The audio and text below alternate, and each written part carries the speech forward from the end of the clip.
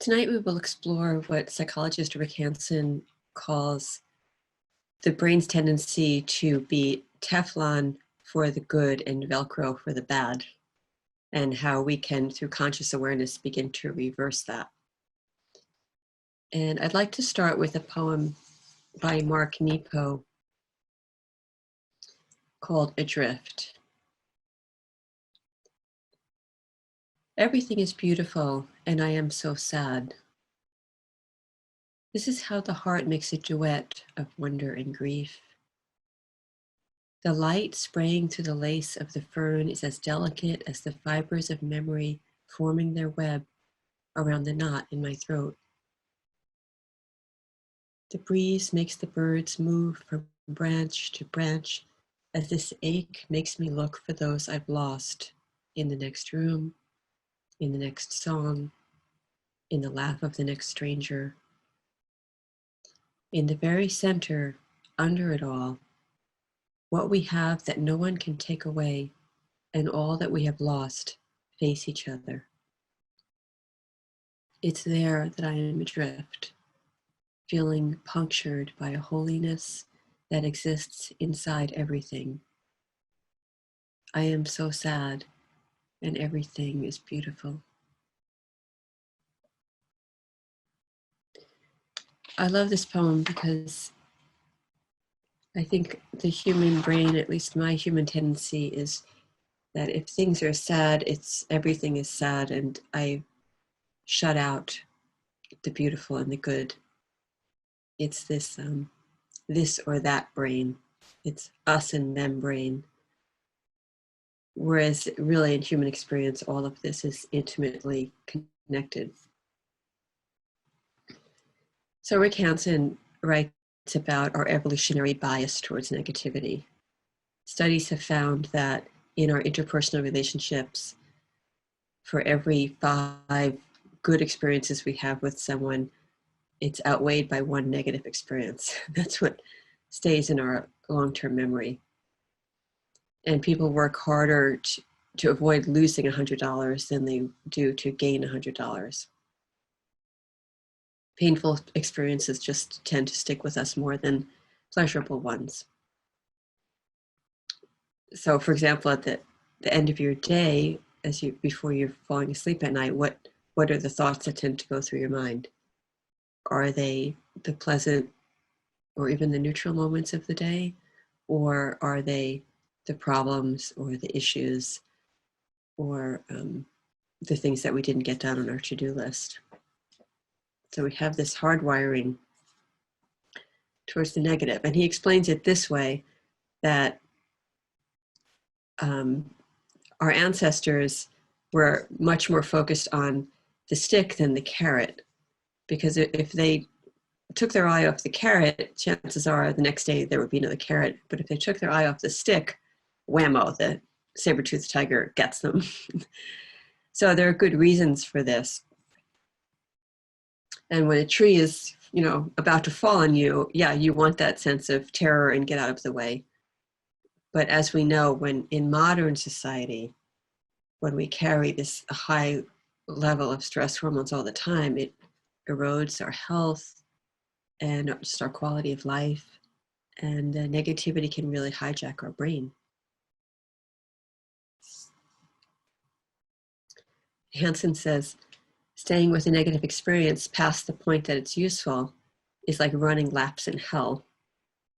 You dig the track a little deeper each time your brain goes around it again. And he's talking there, it's not a metaphor, he's talking literally about the neural pathways in your brain. So over time, these patterns, these grooves, start to shape our beliefs, they shape our expectations, they shape our strategies and our mood, and then they can start to become self-fulfilling.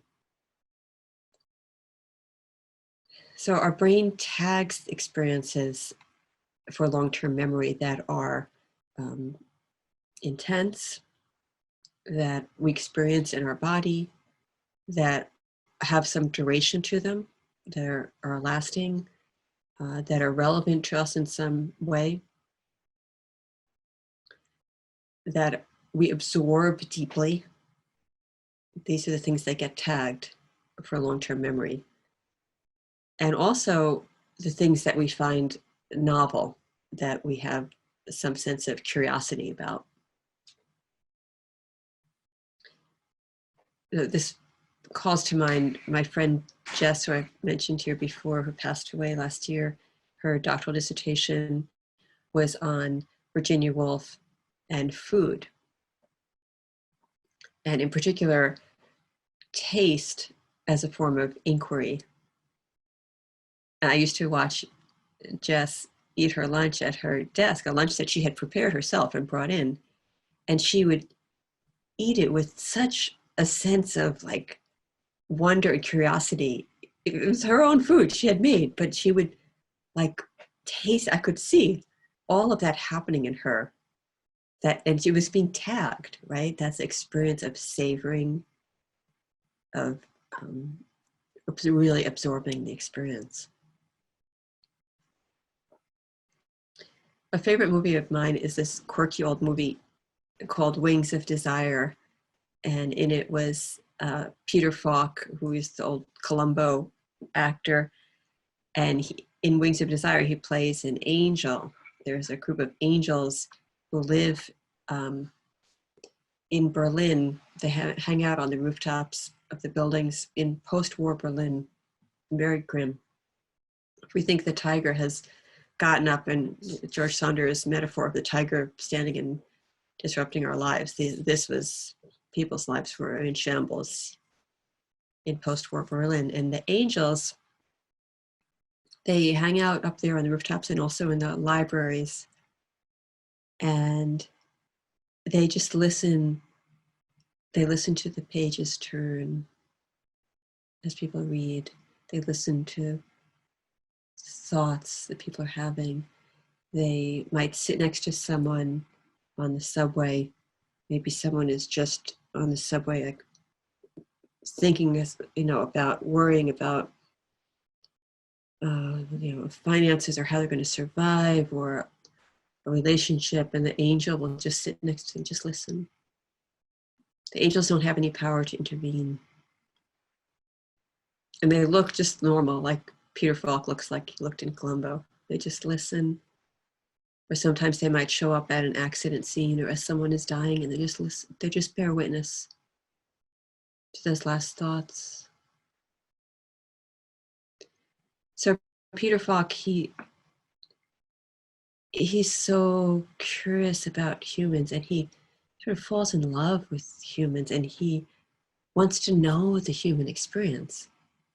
And his angel friends tell him, no, you jump into humanity, you lose your immortality, that's it. But he decides to go for it.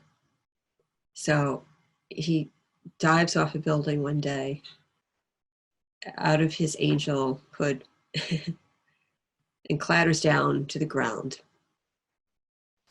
And he stands up, and the first thing he feels is he doesn't know what to call it. What is this? Like, he's shivering, and then he realizes, oh, he's cold.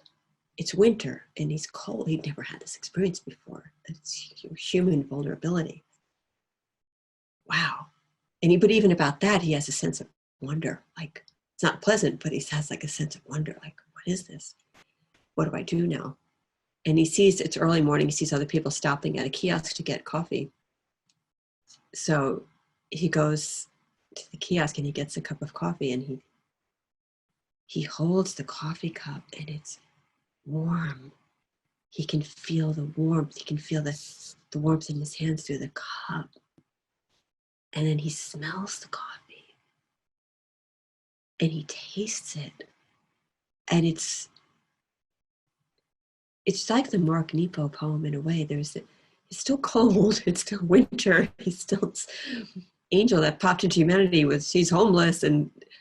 But there's this like, this is the human experience.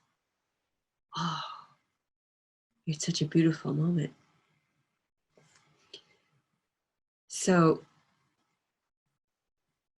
I think of that as the kind of freshness of experience that Rick Hanson is talking about when he invites us to really absorb moments in our life as a way to tag them neurologically so that they create new neural pathways and they redirect our experience of life. So basically what he's encouraging us to do is to let our positive experiences have a lasting beneficial neurological trace in our brains. And the first step to doing that is to really have those experiences. So I know for me, that first cup of coffee in the morning, I can drink it and be like, oh, my cup's empty. Where did it go? Did I drink it? I guess I did. So to really have the experience is the first step. And to experience those things that we selectively want to grow in ourselves. So maybe you want to grow a more loving quality, or maybe you want to be calmer and less anxious, or maybe you want to be more resilient or more successful, or whatever it is, to catch those little moments when that's happening in your life, even just tiny as a cup of coffee, and drink it deeply so that you get the neural tag, right? This is what grit feels like. This is what success feels like. This is what calm feels like. This is what alert awareness feels like. So you might consider choosing he talks about using this technique to shift states, those fleeting mind states, into traits of our being. So the calmness you feel for a moment, translating it into a trait of me as a person. And that happens through this repetition, right? This neurological repetition of pathways. So you might consider identifying that trait in yourself, one trait for tonight that you'd like to strengthen and deepen. And tonight in our meditation, we're going to focus on loving kindness and being more loving and compassionate. But in your exercise, in your meditation this week, you can choose any trait that you like, that's meaningful to you, that's relevant to you. And he suggests that the way to cultivate this is, and this is not, you didn't just pull this out of a hat, this is from neuroscience, to at least 6 times a day for 30 seconds, really bask in your experience of that. For example, a couple of weeks ago in this class, Liz shared about stopping to listen to church bells when she was walking one day, just standing there and listening to all 12, right? So that would be like a 30-second thing that we're talking about here. And that might be like deepening those neural pathways for her of just noticing, just being present to the world.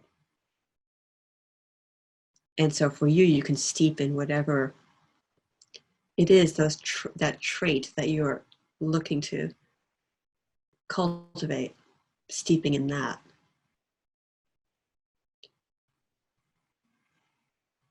And those 6 times a day, a good time to include would be bedtime, because there's a lot happening there neurologically at bedtime. So instead of focusing on the things you didn't get done that day or the things you're worrying about, focus on that one little moment where you tasted, right? The taste is inquiry, the savoring, this state that you would like to more and more make a trait.